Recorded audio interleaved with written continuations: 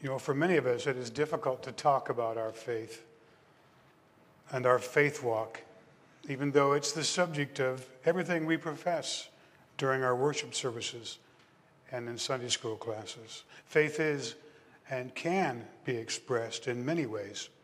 It is taught to us. We read about it in the Bible. We pick it up from our friends and neighbors and acquaintances and teachers.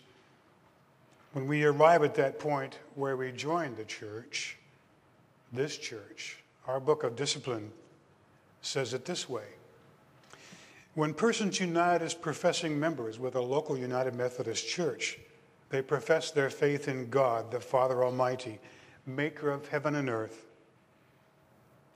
and in Jesus Christ, his only Son, and in the Holy Spirit.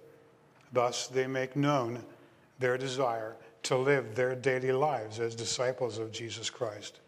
They covenant together with God and with each other and the members of this church to keep the vows which are part of the order of confirmation and reception into the church. And they go something like this: to faithfully participate in the ministries by their prayers, their presence, their gifts, their service, and their witness. All members of the United Methodist Church affirm this covenant when they joined the church, and again, they renew this covenant when others join. As members together with you in the body of Christ, and in this congregation of the United Methodist Church, we renew our covenant faithfully to participate in the ministries of this church by our prayers, our presence, our gifts, etc. How often do we repeat this vow? Probably a common answer is that we repeat it every time we attend a church where someone joins the church or during a baptism rite. But is that a good enough answer? How often do we keep this vow of prayer? How often do we participate in this ministry of our church with our prayers? Prayer may be much talked about out there, but perhaps too often not practiced as well. So how goes our practice of prayer? And what can we do to improve it? When we do pray, do we start anew every time, or do we stay with the tried and true methods that we've learned from others? Both approaches, of course, will work, because this is not rocket science. But both require some energy and some determination and execution, if you will. Let's start with the tried and true method. And no better place to start than with our church's founder, John Wesley. John once wrote a prayer I'd like us to consider today and say it together very slowly, if you will. Turn to your hymnal, page 607.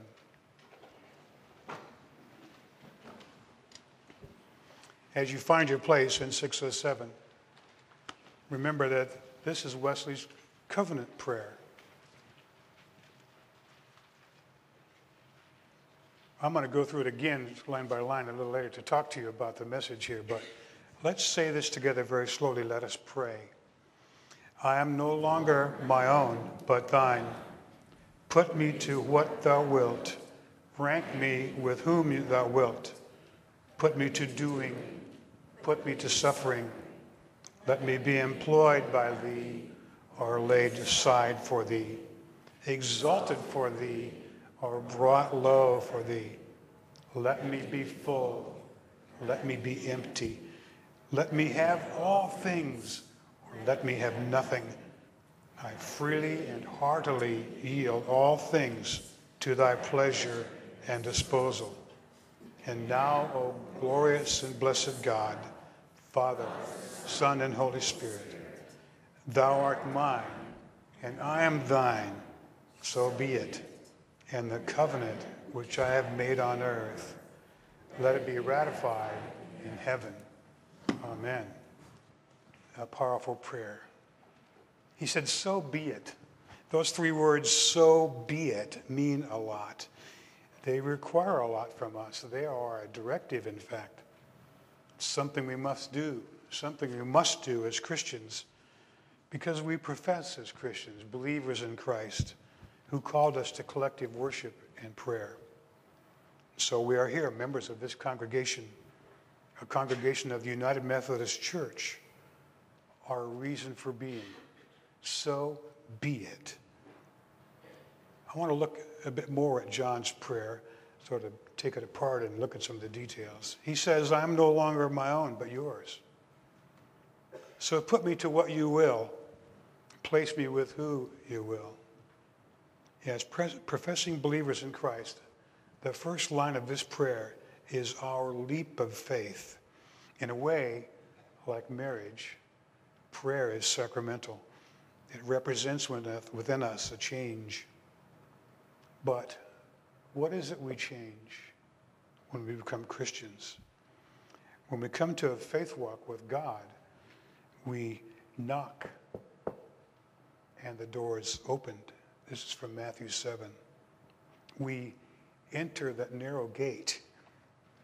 For wide is the gate and broad is the way that leads to destruction, and many enter through it. But small is that gate and narrow is the path that leads to life, and only a few find it. Also from Matthew chapter 7. So as Christians, we are eager to change our former life and answer the call of God, who tells us in Revelation, here I am. I stand at the door and I knock. If anyone hears my voice and opens the door, I will come in and be with him, and he with me. So be it. And so we do just that. We walk through that door of faith and we begin our walk. But then what? What do we do then? What is it we change when we become Christians?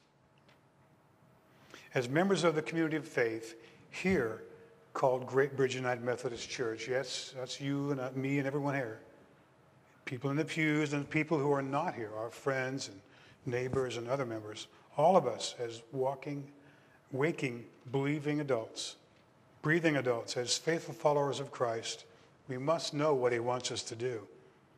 Now, if we were all perfect, we would know what to do all the time, and we would always do it perfectly, right on time. But of course, we're just imperfect beings with flaws.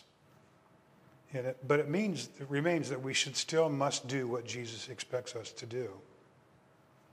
Now, if we are not our own, but God's, we have only one way to find out God's own way. That is through the inspired Word of God, our Bible. It sounds easy to say that, doesn't it? After all, we've quoted some scriptures today, and we're going to say some more a little later on. In today's parlance, these might be called sound bites, or for the younger crowd here, text messages. And while this short list has its purpose, to be fully grounded in this knowledge-driven world of ours, we must be fully grounded in this book of his. Some sitting here already probably are well grounded in this book, but many of us are not. It is intimidating. But we do not have to be theological scholars to be well grounded in the Word. Ways to do so, just in this church here, are plentiful. There are Bible studies that take a long time, Bible studies that take a short time. There's Sunday school class. There's Wednesday night suppers. There's fellowship here, coffee house, and just being with your brothers and sisters. That's a way to get to know the Word better, something we must prayerfully consider. To continue on with